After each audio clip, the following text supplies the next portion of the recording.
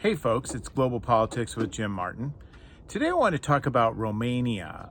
Many of you may know that they canceled the results of their election last year and are rescheduling them for May 4th, I think it is. And the reason they canceled them or annulled the results was the Romanian Supreme Court found that there was extensive Russian disinformation inflows and a lot of Russian money flowing in to particular candidates who achieved surprising results despite having limited polling success. After an investigation annulled that election and have rescheduled one. They also barred the candidate who appeared to benefit the most from that particular operation. And why should we care about Romanian elections? It's a country of about 20 million people. It's a post-communist country.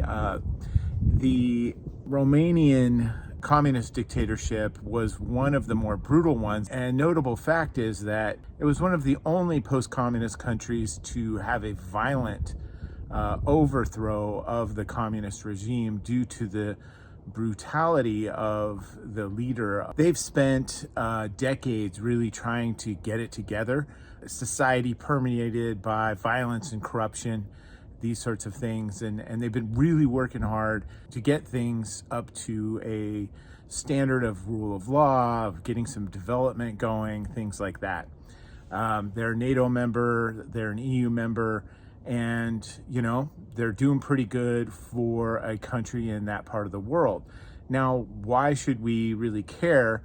Well, JD Vance cares. He's made some comments about how it's unfair that this particular candidate was canceled out of that election. Made some comments about free speech, things of this nature. And considering where it sits geographically is really important. Romania borders Ukraine. And to the north, you've got Slovakia, and to the south, you have some of the Baltic states.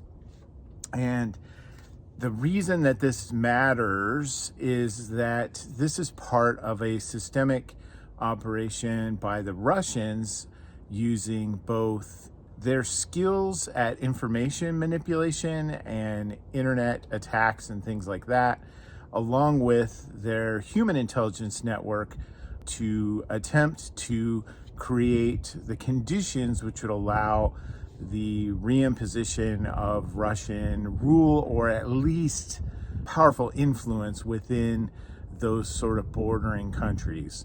Obviously, they have a strategy in mind. Putin has said many times that the collapse of the Soviet Union and the fall of the Warsaw Pact was the most horrible thing that happened in history of mankind. Okay, this is all part of the same sort of thing. You see Russian influence operations in Germany where shadowy, potentially Russian support flows to the AfD. In Poland, the Law and Justice Party has been plagued with that kind of reputation for some time. When you look at the geography, it all kind of fits together. If you take Ukraine, then what's the next step? Destabilize Romania, then you have the potential to create yet another potential front on the western border of Ukraine. It's all part of the same picture. Geography has a lot to do with it, and history and context has a lot to do with it. So intriguingly, the involvement of people like Elon Musk and JD Vance is quite troubling. And I'll let you draw your own conclusions from that. I hope that's interesting, and I hope you have a great day. Thanks a lot. Bye.